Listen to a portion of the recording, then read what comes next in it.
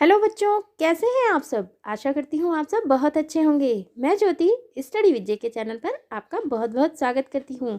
आज हम लोग करेंगे कक्षा 5 हिंदी से अध्याय नंबर 18 चुनौती हिमालय की। तो चलिए इसको देख लेते हैं।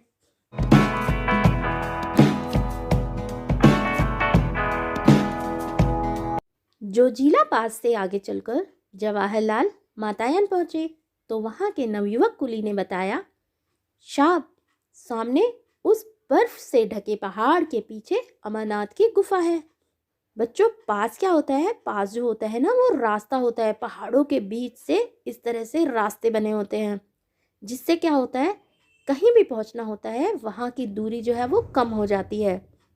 ये जो जोजिला पास है ना, ये लद्दाख में है।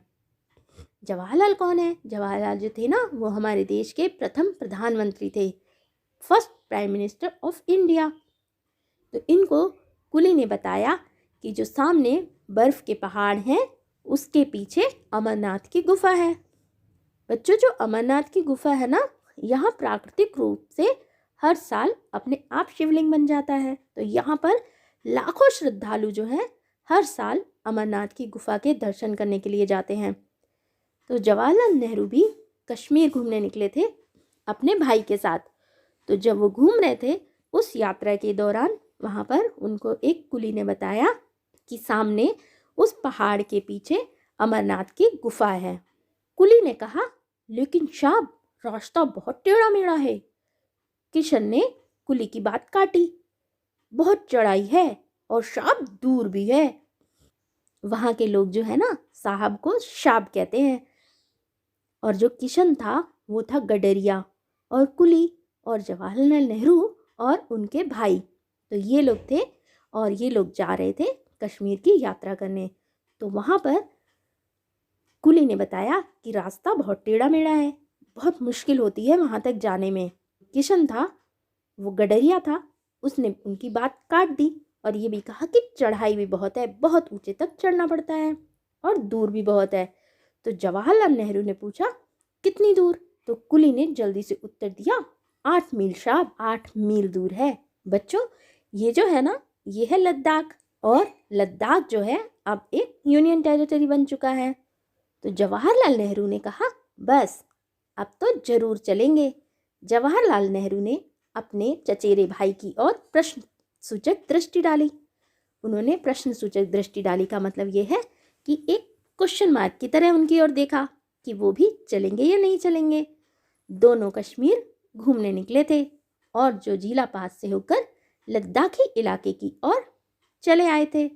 अब अमरनाथ जाने में क्या आपत्ति हो सकती थी? कोई प्रॉब्लम नहीं थी, कोई परेशानी नहीं थी। फिर जवाहरलाल रास्ते की मुश्किलों के बारे में सुनकर सफ़र के लिए और भी उत्सुक हो गए। उत्सुक होना यानी एक्साइटेड होना। तो जवाहरलाल नेहरू ने सफ़र के बारे में सुना और ये भी सुना कि मुश्किलों भरा रास्ता है, तो वो और भी एक्साइटेड हो गए थे वहाँ जाने के लिए। कौन कौन चलेगा हमारे साथ? जवाहरलाल ने जानना चाहा। तुरंत किशन बोला, साहब मैं चलूँगा, भेड़े चराने मेरी बेटी चली जाएगी। किशन जो था वो गडरिया था और उसने जवाहरलाल नेहरू से कहा कि साहब मैं आपके साथ चलूँगा, क्योंकि वो भेड़े चराता था। तो उसने कहा, भेड़े चराने मेरी बेटी चली जाएगी। अगले दिन सुबह तड़के तैयार होकर जवाहरलाल बाहर आ गए। सुबह तड़के कहते हैं प्रातःकाल, सुबह जल्दी से जवाहरलाल तैयार हो गए और वो बाहर आ गए। आकाश में रात्रि की कालिमा पर प्रातः की लालिमा फैलती जा रही थी और आसमान में रात का अंधेरा हट गया था और प्रातःकाल की सुनहरी रोशनी फैलती जा रही थी। तिब्बती पठार का दृश्य निराला था और जो तिब्बत का पठार था उसका दृश्य बहुत ही सुंदर था। दूर दूर तक वनस्पति रहित उजाड़ चट्टानी इलाका दिखाई दे रहा था। तिब्बत का जो पठार है ना, वहाँ पर वनस्पति नहीं है और वहाँ पर क्या था, सिर्फ चट्टाने ही चट्टाने थी। उदास फीके बर्फ से ढकी चट्टानी पहाड़ सुबह की पहली किरणों का स्पर्श पाकर ताज की भांति चमक उठे। दूर से छोटे छोटे ग्लेशियर ऐसे लगते मानो स्वागत करने के लिए पास सरकते आ रहे हों। ग्लेशियर क्या होते हैं? ग्लेशियर होते हैं बर्फ की नदी, हिमनद भी कहते हैं उनको।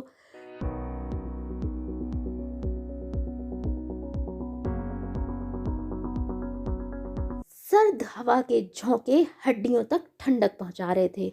सर्द हवा के झोंके, ठंडी हवा चल रही थी और वो अंदर तक शरीर को कपकपा रही थी।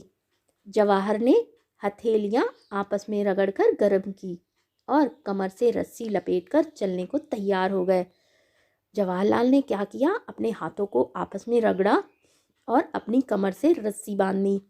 जब पहाड़ों पर लोग यात्रा करते हैं ना बच्चों, वो लोग क्या करते हैं, अपने आप को रस्सियों से बांध लेते हैं और उस रस्सी के सहारे चढ़ाई पर चढ़ना बहुत ही आसान हो जाता है। इसलिए जवाहरलाल नेहरू ने भी अपनी कमर को रस्सी से लपेट लिया और वो रेडी हो गए चलने के लिए। भाई किशन और कुली सभी रस्सी के साथ जुड़े थे। उनका भाई, चचेरा भाई किशन जो गडरिया था, और कुली सभी रस्सी के साथ जुड़े थे। किशन गडरिया अब गाइड बन गया था। गाइड क्यों बन गया था? क्योंकि उसको वहाँ के सारे रास्ते पता थे, तो वो बता रहा था कि हमें इस तरह से चलना है, बस 8 मील ही तो पार करने हैं। जोश में आकर जवाहरलाल चढ़ाई चढ़ने लगे।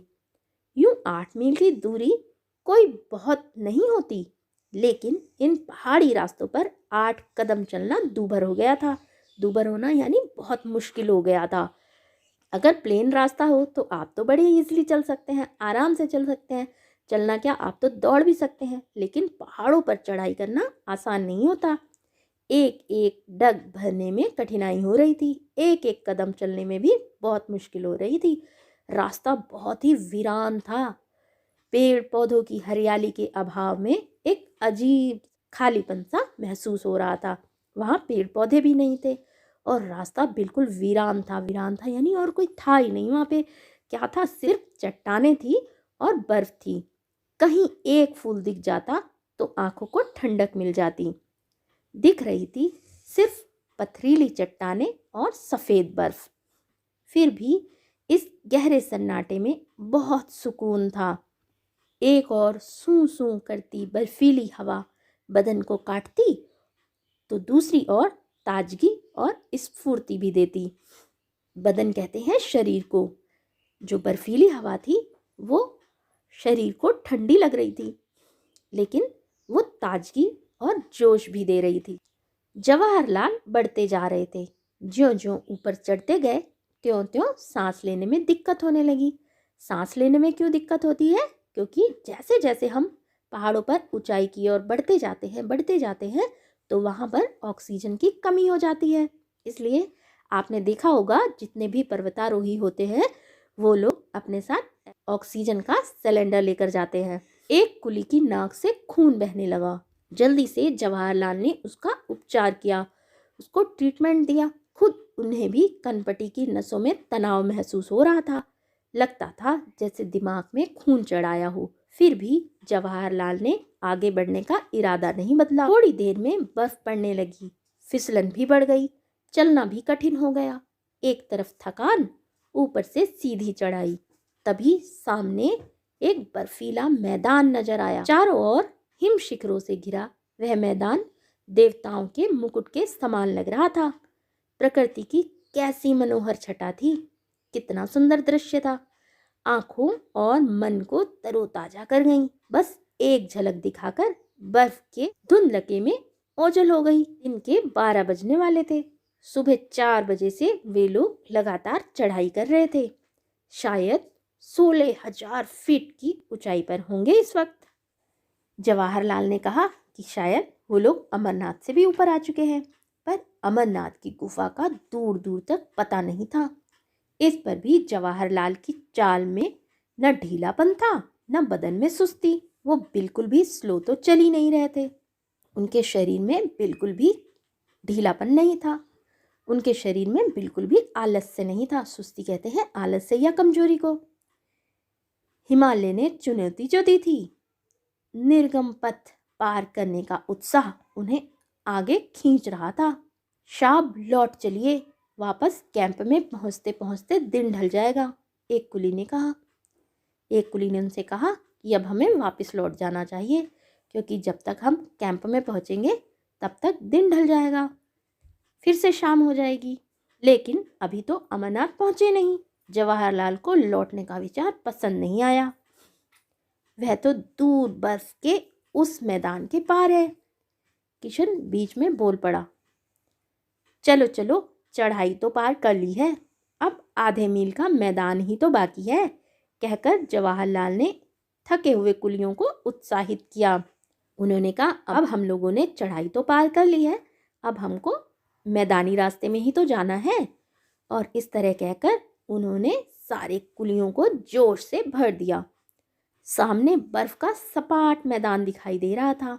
उसके पार दूसरी ओर से नीचे उतरकर गुफा तक पहुंचा जा सकता था। जवाहरलाल फुर्ती से बढ़ते जा रहे थे। वो बहुत ही तेजी से आगे जा रहे थे। दूर से मैदान जितना सपाट दिख रहा था, असलियत में उतना ही ऊबड़ खाबड़ था, क्योंकि बर्फ पड़ी हुई थी। और उस मैदानी इलाके में जो दूर से मैदान दिख रहा था, वहाँ बड़ी बड़ी खाइयाँ भी थी, और बर्फ गिरने की वजह से वो सब एक समान हो गई थी, तो मैदान जैसा लग रहा था। ताजी बर्फ ने ऊंची नीची चट्टानों को एक पतली चादर से ढककर एक समान कर दिया था। गहरी खाइयाँ थी, गड्ढे बर्फ से ढके हुए थे, और गजब की फिसलन थी, और बहुत ही अजीब तरह की फिसलन थी। कभी पैर फिसलता और कभी बर्फ में पैर अंदर धंसता जाता। आप लोग अगर पहाड़ों पे घूमने गए हों तो आपने देखा होगा कि जब ताजी ताजी बर्फ गिरती है ना, तो वो बहुत ही सॉफ्ट होती है, बहुत ही मुलायम होती है, और उसमें जब पैर रखते हैं ना, तो पैर नीचे की ओर धंसता जाता है। ऐसे ही जवाहरलाल और उनकी टीम के साथ हो रहा था। बहुत नाप नाप कर कदम रखने पड़ रहे थे। ये तो चढ़ाई से भी मुश्किल था, पर जवाहरलाल को मजा आ रहा था। तभी जवाहरलाल ने देखा, सामने एक गहरी खाई मुंह फाड़े निगलने को तैयार थी। अचानक उनका पैर फिसला, वे लड़खड़ाए, और इससे पहले कि संभल पाए वे खाई में गिर गए। बर्फ की वजह से पता ही नहीं चल रहा था कि आगे खाई है, और जब उन्होंने खाई को देखा तो वो संभलने के लिए जैसे ही खड़े हुए, लेकिन फिर भी वो स्लिप हो गए और वो खाई में गिर गए। लेकिन उन लोगों ने रस्सी से एक दूसरे को पकड़ रखा था। शाब गिर गए, किशन चीखा। किशन ने बहुत तेज चिल्लाकर कहा कि शाब गिर गए। जवाहर भाई की पुकार वादियों की शांति भंग कर गई। वे खाई की ओर तेजी से बढ़े। वादियों की शांति को भंग कर गई, ऐसा क्यों? बच्चों, जब पहाड़ों पर लोग आवाज करते हैं ना, तो वो आवाज जो होती है पहाड़ों से टकराकर दोबारा वापस आती है, और आवाज बहुत तेजी से गूंजती है। इसी तरह से जैसे ही उन्होंने कहा जवाहर, तो वो बहुत दूर तक वो आवाज फैल गई थी। रस्सी से बंधे जवाहरलाल हवा में लटक रहे थे। उफ, कैसा झटका लगा! दोनों तरफ चट्टाने ही चट्टाने, नीचे गहरी खाई। जवाहरलाल कसकर रस्सी पकड़े थे, वही उनका एकमात्र सहारा था। जवाहर, ऊपर से भाई की पुकार सुनाई दी। मुंह ऊपर उठाया तो भाई और किशन के धुंधले चेहरे खाई में झांकते हुए दिखाई दिए। हम खींच रहे हैं, रस्सी कस के पकड़े रहना, भाई ने हिदायत दी। भाई ने जवाहर को कहा कि आप रस्सी को कस के पकड़े रहना, और हम लोग आपको ऊपर खींच रहे हैं। जवाहरलाल जानते थे कि फिसलन के कारण यूं ऊपर खींच लेना आसान नहीं होगा, तो उन्होंने कहा, भाई मैं चट्टान पर पैर जमा लूं? वे चिल्लाए। खाई की दीवारों से उनकी आवाज टकराकर दूर दूर तक गूंज गई। हल्की सी पैंग बढ़ा, जवाहरलाल ने खाई की दीवार से उभरी चट्टान को मजबूती से पकड़ लिया और पथरीले धरातल पर पैर जमा लिए। पैरों तले धरती के एहसास से जवाहर की हिम्मत बढ़ गई, क्योंकि उनको पैरों के तले पर नीचे मिट्टी और चट्टान का एहसास हो गया था। तो उन्होंने कहा कि बर्फ नहीं है, अगर बर्फ होती तो उनका पैर और नीचे धंस जाता, तो इसलिए उनके अंदर थोड़ी सी हिम्मत आ गई। घबराना मत जवाहर, भाई की आवाज़ सुनाई दी। भाई ने फिर से कहा कि जवाहर तुम बिल्कुल मत घबराना, मैं बिल्कुल ठीक हूँ, कहकर जवाहरलाल मजबूती से रस्सी पकड़कर एक एक कदम ऊपर की ओर बढ़ने लगे। कभी पैर फिसलता, कभी कोई हल्का फुल्का पत्थर पैरों के नीचे से सरक जाता। वह तो मन ही मन कांप जाते और मजबूती से रस्सी पकड़ लेते। रस्सी से हथेलियां भी जैसे कटने लगी थी, पर जवाहर ने उस तरफ ध्यान नहीं दिया। उनके हाथों पर रस्सी भी रगड़ खा रही थी और उनको ऐसा लग रहा था कि रस्सी से उनके हाथ कट जाएंगे, लेकिन जवाहर ने उस तरफ बिल्कुल ध्यान नहीं दिया। कुली और किशन उन्हें खींचकर बार बार ऊपर चढ़ने में मदद कर रहे थे। धीरे धीरे सरक कर किसी तरह जवाहरलाल ऊपर पहुंचे। मुड़कर ऊपर से नीचे देखा कि खाई कितनी गहरी थी कि कोई गिर जाए तो उसका पता भी ना चले। शुक्र है भगवान का, भाई ने गहरी सांस ली। शाब, चोट तो नहीं आई? एक कुली ने पूछा। एक कुली ने कहा कि आपको चोट तो नहीं लगी? गर्दन हिला, कपड़े झाड़ जवाहरलाल फिर से चलने को तैयार हो गए। इस हादसे से हल्का सा झटका जरूर लगा, फिर भी जोश ठंडा नहीं हुआ। वह अब भी आगे जाना चाहते थे। तो किशन ने उनको बताया कि आगे चलकर इस तरह की गहरी और चौड़ी खाइयों की तादाद बहुत ही, तादाद कहते हैं संख्या या मात्रा में बहुत ज़्यादा होना। खाइयाँ पार करने का उचित सामान भी तो नहीं था। निराश होकर जवाहरलाल को अमरनाथ तक का सफ़र अधूरा छोड़कर वापस लौटना पड़ा। वो अमरनाथ की गुफा तक नहीं पहुंच पाए। अमरनाथ पहुंचने का सपना तो पूरा ना हो सका, पर हिमालय की ऊंचाइयां सदा जवाहर को आकर्षित करती रहीं। वो उनको हमेशा अपनी ओर खींचती रही। ये जो जवाहरलाल की साहसिक यात्रा का वर्णन है, ये किया है सुरेखा पणदीकर ने। आपको बताना है कि आपको ये वीडियो कैसी लगी। अच्छी लगी हो तो इसको लाइक ज़रूर करें, अपने दोस्तों में ज़्यादा से ज़्यादा शेयर करें। जो लोग चैनल पर नए हैं, चैनल को सब्सक्राइब कर लें। Thanks for watching.